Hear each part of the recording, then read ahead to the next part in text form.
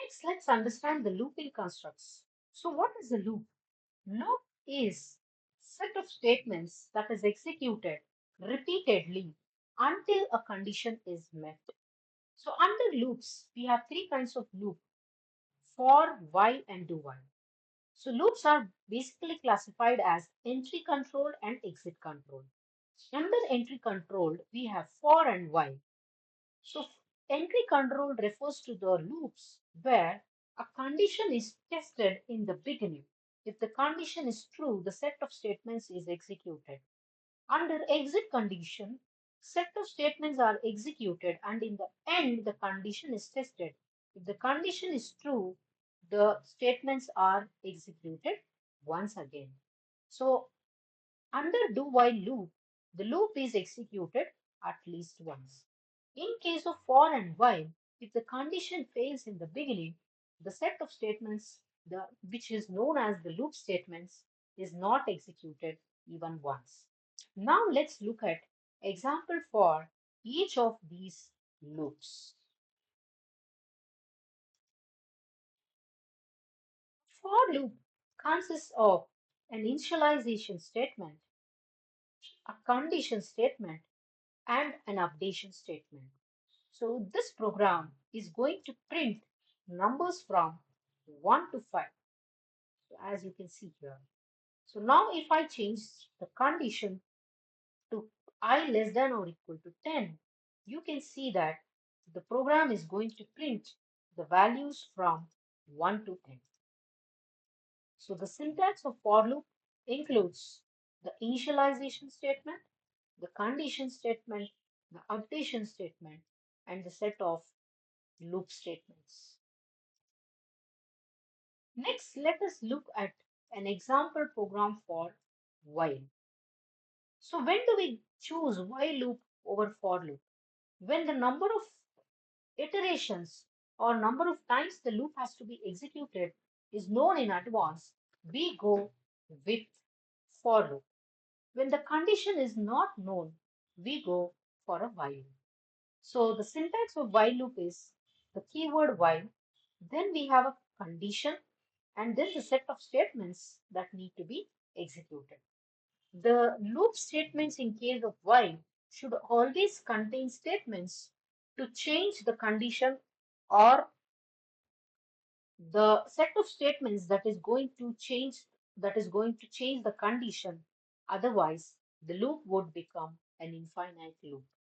So this is an example of entry conditional loop where the condition is tested in the beginning and the loop statements are executed only if the condition is true.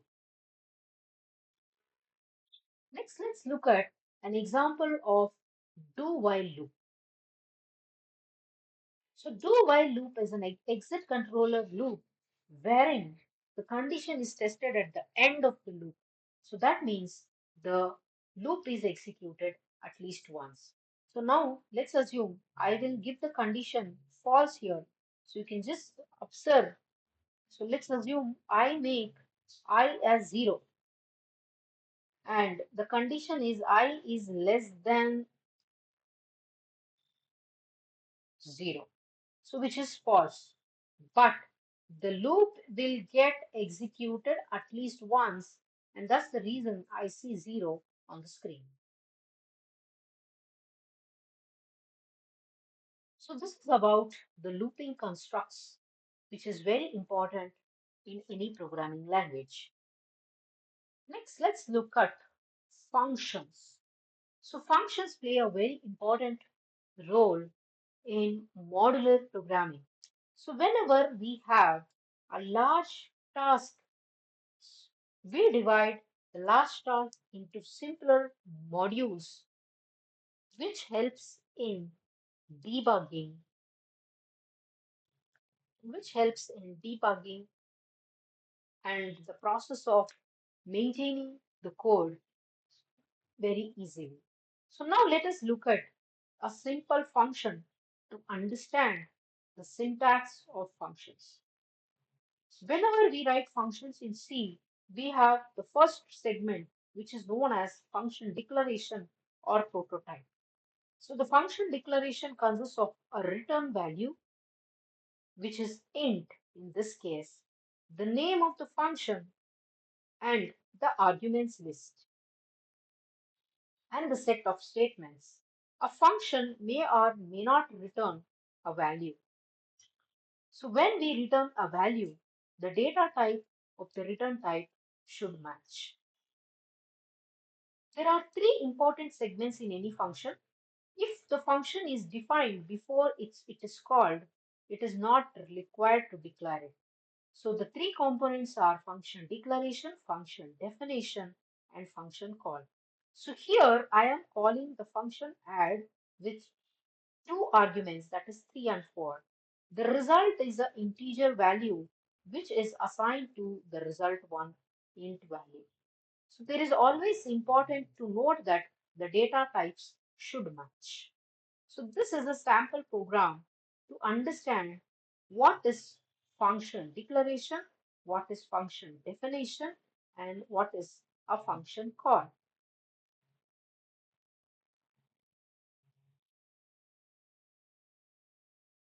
Sometimes it is possible that we just declare the function and we define the functions later. So in the previous case, we just saw that we had written the function definitions. So here we see that the function prototype is nothing but it is going to tell the compiler that I have a function called as add whose return type is int and which accepts two integer arguments.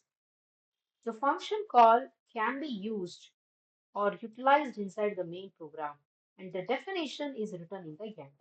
So it is very important to note that we should at least have the function definition before the function call, without which it is going to give us an error.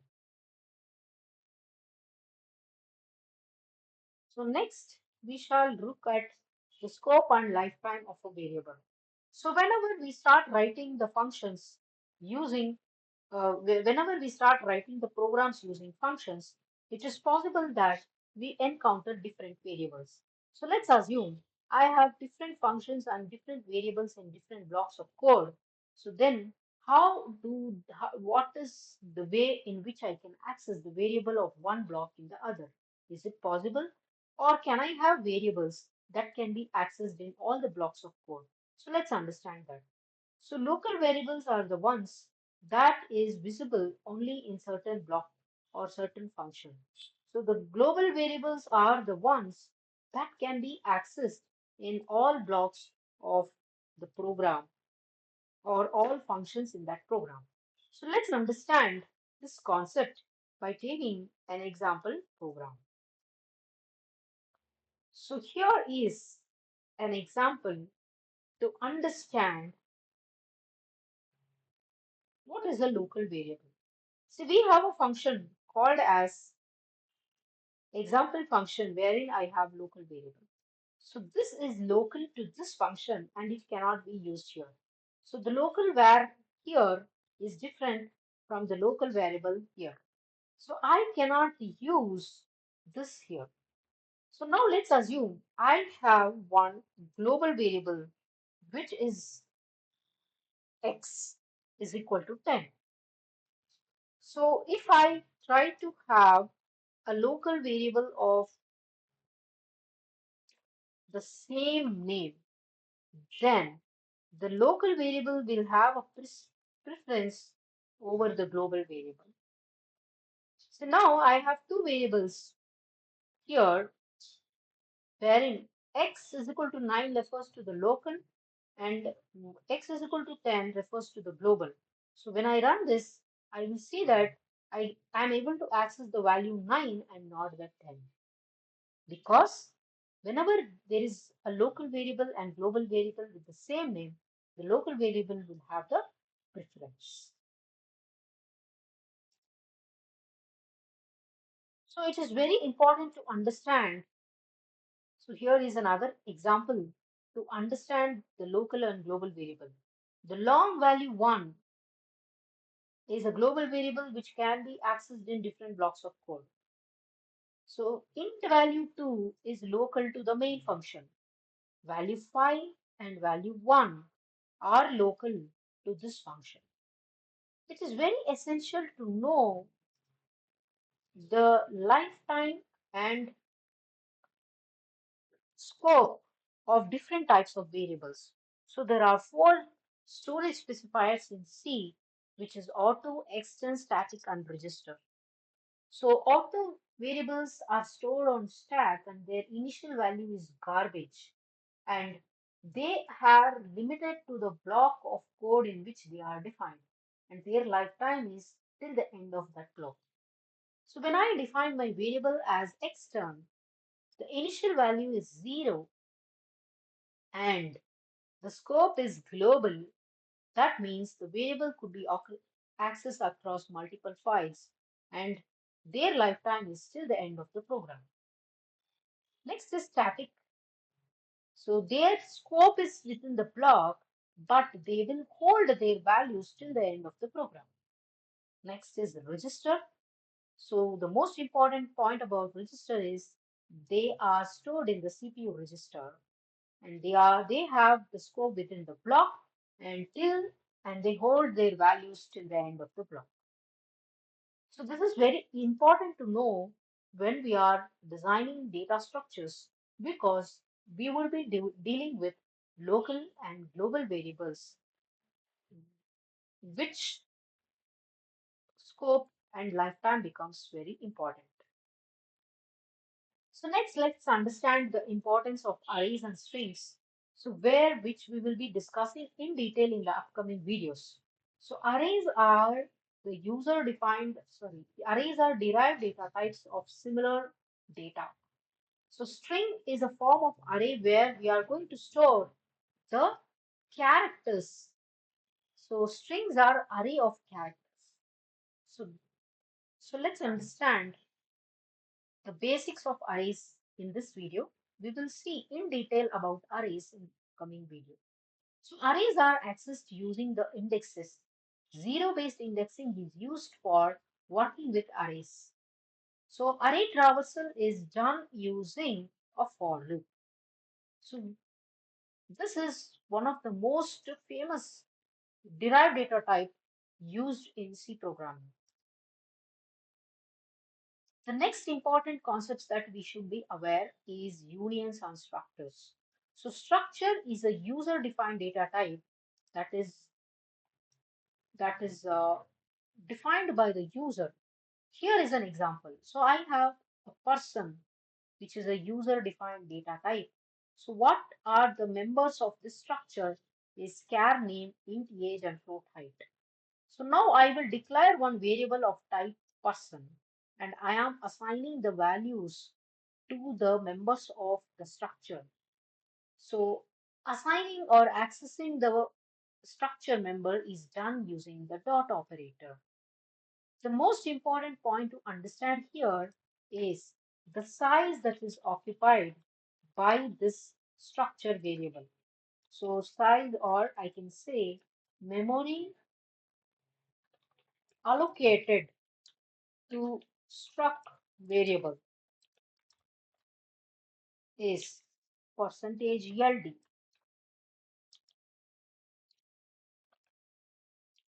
So we are now calculating the amount of space that is occupied by person1 variable. So now as you can see here, person1 is a variable of type struct. So the memory allocated to this variable is equal to the sum of the sizes of its members. So now let's run this and I will show you.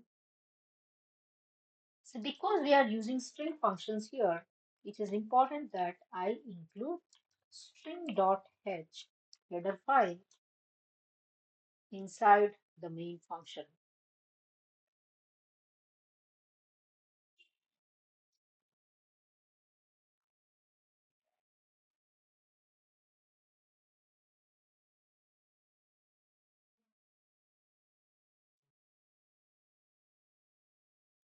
So size of operator will help us in knowing the amount of bytes of memory that is allocated.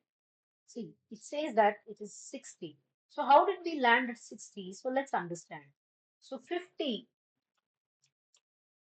is the amount of memory allocated to the name variable, and then int occupies 4 bytes and float also occupies 4 bytes.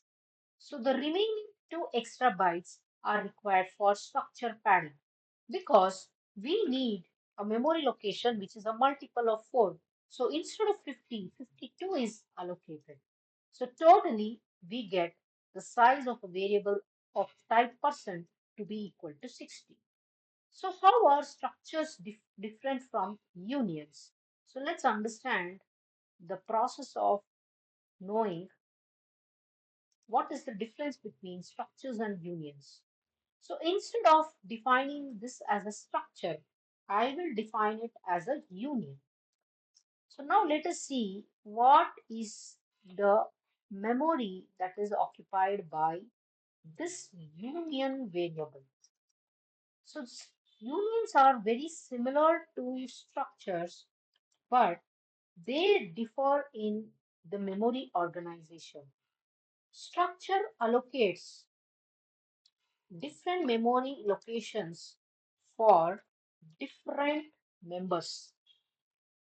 But in case of union, there is a memory sharing that happens. So the amount of memory allocated to the union variable is equal to the size of the highest member. So in this case, the highest member is the char name. So now let us check what is the memory that is occupied by the person variable union. So you can see that it says it is 52 because the size of a union variable is equal to the highest size. Because the memory sharing is happening, it is also not possible to access all the information simultaneously. So only the last accessed value is correct, and you can see that the remaining two values are the random value. That is because in case of union, there is a memory sharing that is happening, unlike the structures. So this was the important concepts of C programming that you should be aware in order to kickstart our data structure programming. So thank you.